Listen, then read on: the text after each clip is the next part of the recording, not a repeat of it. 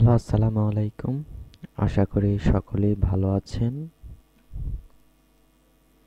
তো আজকে কথা বলবো ফাইল ফরম্যাট নিয়ে। প্রত্যেকটি ফাইল আপনার জানা লাগবে, কারণ যেহেতু আপনি প্রফেশনালভাবে আপনি কাজ করবেন ফটোশপে। তো হঠাৎ করে বায়ার আপনাকে বলল একটি ফাইল দিতে, যে ফাইলটি আপনি কোনো দিনই দেখেননি এবং জানেননি। যেমন আমি উদাহরণস্বরূপে দেখাই, কোনটা দেখাবো? আহ,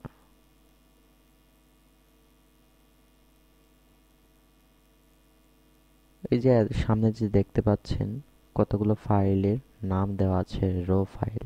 ঠিক আছে? তো রো ফাইল বলতে আমরা কি বুঝি?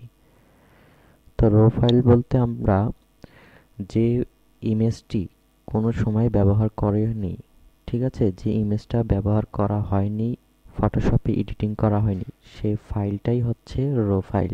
যেটা অরিজিনাল, একদম মানে ফটোটা তুলির সাথে সাথে ফটোশপে আপনার কাছে দিয়েছে।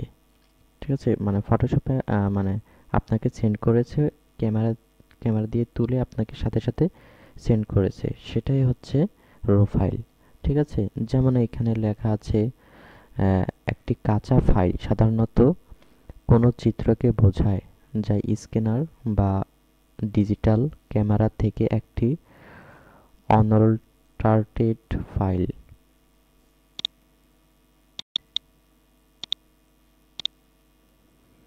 ঠিক আছে? যদি চান রাখতে পারেন। এবার অ্যাডভান্সে ক্লিক করলে এখানে অনেক রকম কালার পাবেন, বডি কালার। মানে আমি কিছুক্ষণ আগে যেটা বললাম, তবে একটি রো ফাইলে সমস্ত শিরোনামের তথ্য বাকি থাকে এবং কেবল পিক্সেলগুলি সেভ হয়, সেটা হচ্ছে রো ফাইল। আচ্ছা, তা আপনারা বুঝতেই পারলেন যে রো ফাইল কিরকম।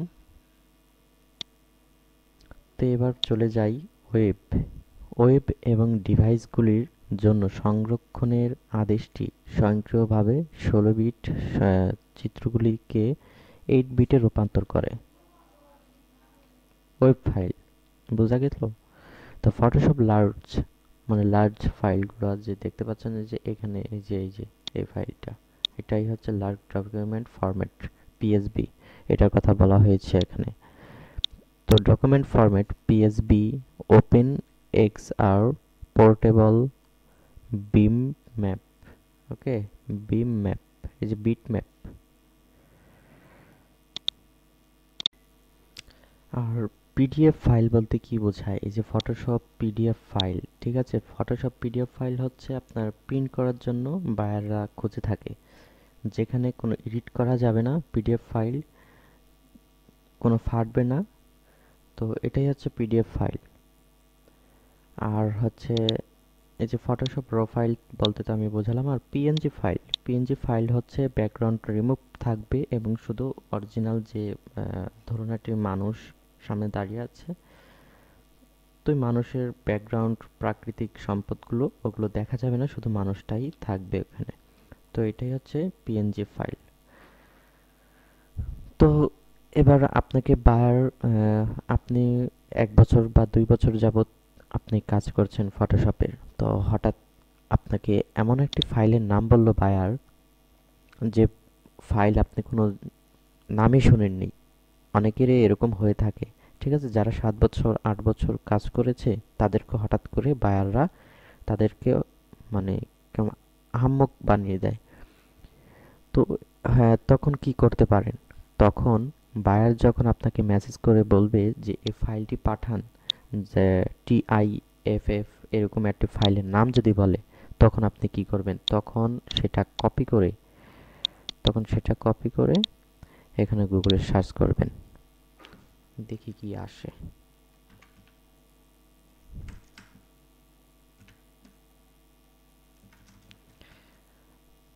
আপনি এভাবে সার্চ করবেন,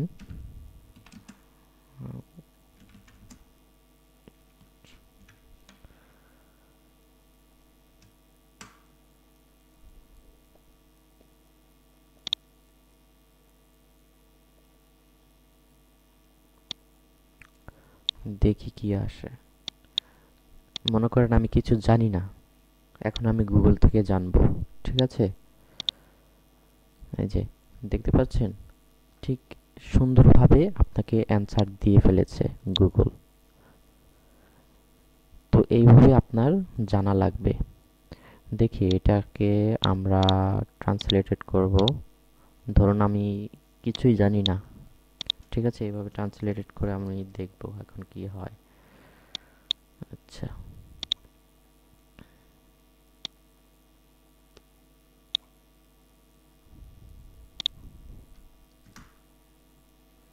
এই যে এক্সটেনশনের ফাইল এবং একটি ট্যাগযুক্ত চিত্র ফাইল। এই যে এখানে এক লাইনে সবকিছু বলে দিয়েছে। ফাইল একটি ট্যাগযুক্ত চিত্র ফাইল। এই ধরনের ফাইলটি উচ্চমানের রাস্টার ধরনের গ্রাফিক্সের জন্য ব্যবহৃত হয়। ফরম্যাটটি ক্ষতবিহীন সংকোচনের সমর্থন করে। এতে সংকোচন প্রক্রিয়া চলাকালীন কোনো চিত্রের ডেটা নষ্ট হয় না। জিইউটিআইএফ এই চিত্র ফাইলগুলি টিআইএফএফ ইমেজ এক্সটেনশন ব্যবহার করে।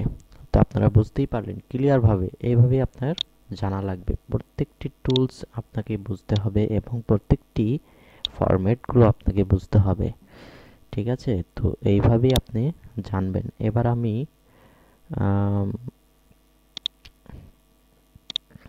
আরেকটি ফরম্যাটের নাম বলি।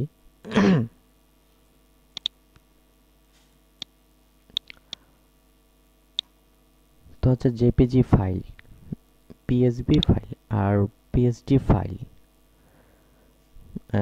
একই ফরম্যাটে যদি আপনি সেভ করেন তাহলে আপনি পিএসডি ফাইলটি আপনি ব্যবহার করতে পারবেন বিভিন্ন লেয়ার। আপনি ধরুন আপনাকে আমি আপনি বায়ার, আমি ক্লায়েন্ট, মানে আমি হচ্ছে সেলার, আপনি বায়ার। তো আপনাকে আমি পিএসডি ফাইল দিলাম। এখন আপনি পিএসডি ফাইলটা আপনি কি করতে পারেন? পিএসডি ফাইল যদি আপনি একটি কোনো ফটো এডিটিং করতে চান তাহলে ধরুন আমি একটি ইমেজ দিলাম, ঠিক আছে, আমি একটি ইমেজ দিলাম। এই ইমেজটা আপনি এডিটিং করতে পারবেন যদি আমি পিএসডি ফাইল দিই। পিএসডি ফাইল যদি না দিই তাহলে আপনি এডিটিং করতে পারবেন না। তো পিএসডি ফাইল হচ্ছে এরকম। আর হচ্ছে ইলাস্ট্রেটর, আপনি যদি ফটোশপ থেকে ইলাস্ট্রেটর রূপান্তর করতে চান, বা আপনাকে বলল যে তুমি যেহেতু ফটোশপে কাজ করো তাহলে আমাকে ইলাস্ট্রেটর এএল ফাইল ট্রান্সফার করো, তাহলে আপনি কি করবেন? তখন আপনি চলে যাবেন এখানে ফাইল মেনুতে গিয়ে, তারপর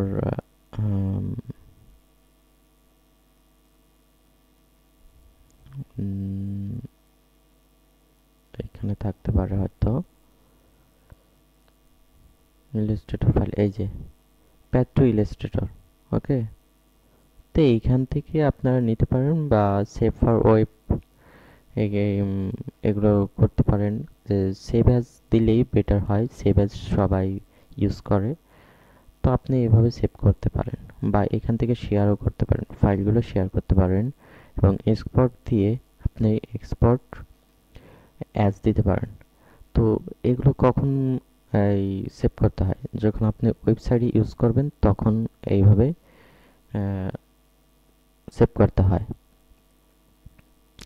আবার হচ্ছে এখানে 2021 সালের আপডেট অনুযায়ী এখানে অপশনটি আসছে শেয়ার অন বিহ্যান্স।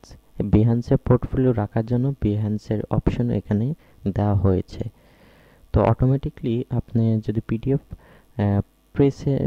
প্রেজেন্টেশন এরকম একটা করতে পারেন তাহলে এই জায়গায় আসবেন সেভ করার জন্য। তো এবার ইলাস্ট্রেটর সেভ করার জন্য এবার কোথায় আসবেন সেটা তো বোঝাই গেল, ঠিক আছে? আচ্ছা,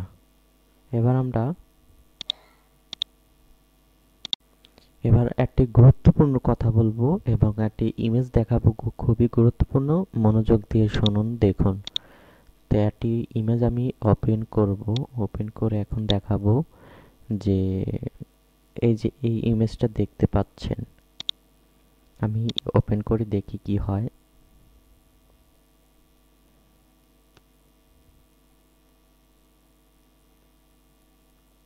আমার পিসিটা একটু স্লো।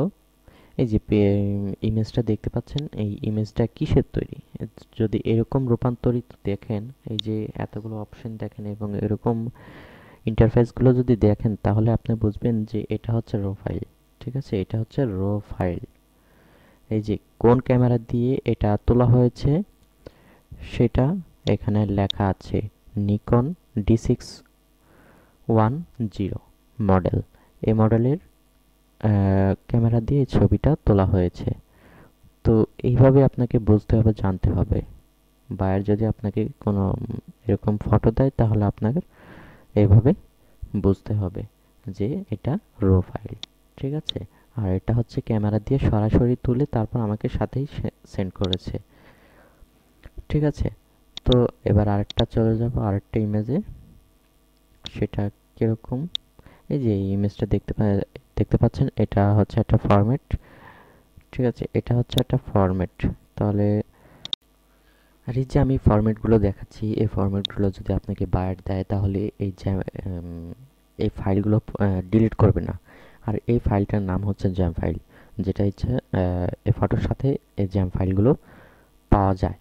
তো এই জ্যাম ফাইলগুলো কোথায় ইউজ করা হয়, কিভাবে, কেন ইউজ করা হয়, কিভাবে ইউজ করা হয়? তো বায়ার আপনাকে বললো যে জ্যাম ফাইল আমাকে দাও, সেন্ড করো দ্রুত। আপনি বললেন যে জ্যাম ফাইল আবার কি, অথবা গুগলে সার্চ করলেন জ্যাম ফাইল কি, অথবা বানানো আপনার ভুল যাচ্ছে যে জ্যাম ফাইল আমি খুঁজে পাচ্ছি না। তো জ্যাম ফাইল হচ্ছে এমন একটি জ্যাম ফাইল যেখানে ওয়েবসাইটে ইউজ করা হয়, যারা HTML CSS জাভাস্ক্রিপ্টের কাজ করে, তারা হচ্ছে জ্যাম ফাইল ইউজ করে। কারণ এটির মধ্যে একটি কোডিং আছে। এই কোডটা ওয়েবসাইটে ইউজ করা হয়। ঠিক আছে, ওয়েবসাইটে যখন দিয়ে দিবে, তখন সাথে সাথে সেটা হয়ে যাবে ইয়েতে, ওয়েবসাইটে কাজে লেগে যায়। তো এবার আমরা হচ্ছে এই যে এটা জ্যাম ফাইল, এটা এর নামটা কিভাবে আমরা বার করব? সে আমাকে একটি ফাইল পাঠালো, সেই ফাইলটার নাম কি, সেটা কিভাবে বার করব? তা আমরা আবার চলে যাই সেই ফাইলের মধ্যে, দেখি সেটা কিভাবে বার করব ফাইলটা। সরি, আমি হারিয়ে ফেলেছি। তো আপনার যে ফাইলই হোক, ধরুন এই একটা ইমেজ। ঠিক আছে, আমরা প্রপার্টিজে চলে যাব, প্রপার্টিজে গিয়ে তারপর আমরা ডিটেলসে চলে যাব। ডিটেলসে গেলে এই ফাইলের নাম এবং কত পিক্সেলের সব কিছু বের হয়ে যাবে। এই যে দেখতে পাচ্ছেন RBS, সরি SRB GB। ঠিক আছে, RGB, SRGB। ঠিক আছে, এই ফাইলটার নাম হচ্ছে RGB। আর ক্যানন ক্যামেরা দিয়ে তোলা হয়েছে।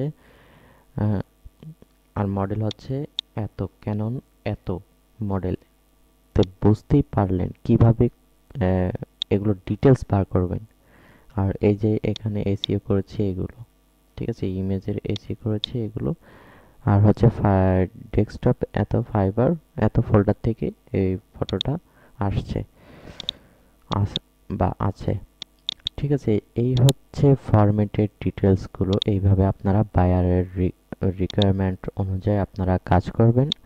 এবং হঠাৎ করে যদি বায়ার আপনাকে এভাবে ফাইল ট্রান্সফার করতে বলে বা সেন্ড করতে বলে, তাহলে গুগলে সার্চ করবেন অথবা আমাদের গ্রুপে জয়েন করে সমস্যাগুলোর সমাধান করতে পারেন। তো এই ছিল আমার ভিডিও। ঠিক আছে, তো যদি আবার পরবর্তী ভিডিও দেখতে চান, তাহলে অবশ্যই আমাদের সাথে সাবস্ক্রাইব করে থাকবেন এবং গ্রুপে জয়েন করে থাকবেন। স্টেপ বাই স্টেপ আমি ভিডিওগুলো দিতে থাকবো। যদি ভুল ত্রুটি হয়ে থাকে তাহলে অবশ্যই ক্ষমা করবেন। আমি একদম বেসিক ধারণাগুলো আমি দিচ্ছি। হয়তোবা বলতে পারেন যে এত সময় নিয়ে এত ধীরে ধীরে কথা বলছো কেন? আমি ধীরে ধীরে কথা বলছি কারণ যারা নতুন তারা হচ্ছে মনোযোগ দিয়ে ভিডিওগুলো দেখে। ঠিক আছে, তো তার জন্যই আমি ধীরে ধীরে কথা বলি এবং সব ধীরে সুস্থে কাজ করি। তো এই যে ফাইল টুলসগুলো দেখতে পাচ্ছেন, টুলসগুলো সবই আমি ধীরে ধীরে শেখাবো। তো সাথেই থাকবেন।